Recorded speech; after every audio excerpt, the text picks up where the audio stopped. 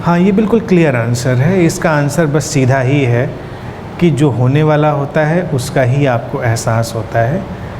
आप बहुत परेशान करने वाला है, फिर वो सोचने लगता है कि फिर मुझको ऐसा नहीं सोचना चाहिए था, मैंने ऐसा सोच के गलती कर दी। ऐसा नहीं है, ये केवल वन डायमेंशनल है कि जो घटनाएं होने वाली हैं उनकी ही शैडो आपके अंदर पड़ती है। आप केवल उस शैडो को, उस छाया को देखते हैं और आप ये कह पाते हैं ये होने वाला, या आपको लगने लगता है कहीं ऐसा तो नहीं होने वाला और वो हो जाता है।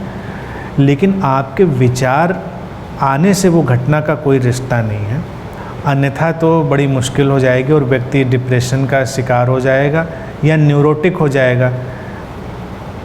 वो हालत छिपकली वाली हो जाएगी कि मैंने छत को संभाल रखा है।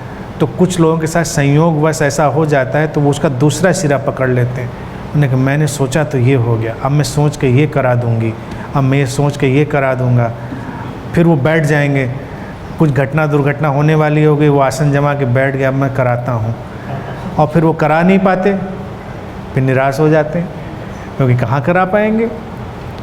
तो ये संयोग है कि घटना वन वे हो रही है, आपको केवल उसका आभास हो रहा है, आपके सोचने से नहीं हो रहा है। पहले के वक्त में जब इतनी साइंस और गणित नहीं पैदा हुई थी तो जो लोग थोड़े स्मार्ट थे और उन्होंने आकाश में मोमेंट वगैरह कैलकुलेट कर लिए थे तो वो जान जाते थे कि अब कल पूर्णिमा होने वाली है, या ये अमावस का दिन आ गया, या ये चंद्र ग्रहण का, सूर्य ग्रहण का दिन आ गया। तो वो ओझा और ऐसे बन जाते थे कबीलों के बड़े माने हुए लोग, क्योंकि वो बताते थे कि अब कल पूरा चंद्रमा निकलेगा। तो कुछ लोग प्रिटेंड करते थे मैं निकालूंगा, कल पूरा चंद्रमा निकालूंगा। तो लोग हाथ जोड़कर बैठे थे कि महाराज जी अब कल पूरा चंद्रमा निकालेंगे, या आप कल पूरा चंद्रमा गायब कर देंगे, अमावस आ जाएगी या चंद्र ग्रहण सूर्य ग्रहण पर तो गायब कर देंगे। वो बैठे हुए हैं कि अभी गायब करते हैं, उनको गणित पता है। तो पहले अंधविश्वासों की ये रेंज भी चलती रही, लेकिन जैसे से विज्ञान बढ़ा लोगों को पता चल गया, वो लोग गायब हो गए क्योंकि उनका मतलब नहीं रहा। अभी भी जो लोग आसमान की हलचल देखकर अनुमान लगा सकते हैं, ऐसे बहुत सारे एक्सपर्ट लोग हैं जो ये बता सकते हैं कि कल बारिश होगी, तो उनकी एक्यूरेसी भी मानी गई है। लेकिन वही काम आपका वेदर डिपार्टमेंट भी कर रहा है। आप उसको सैटेलाइट से वैसे, क्योंकि वो मोमेंट्स हैं एयर के और उन सब के, क्लाउड के, सारी चीज़ों के, आप बता सकते हैं।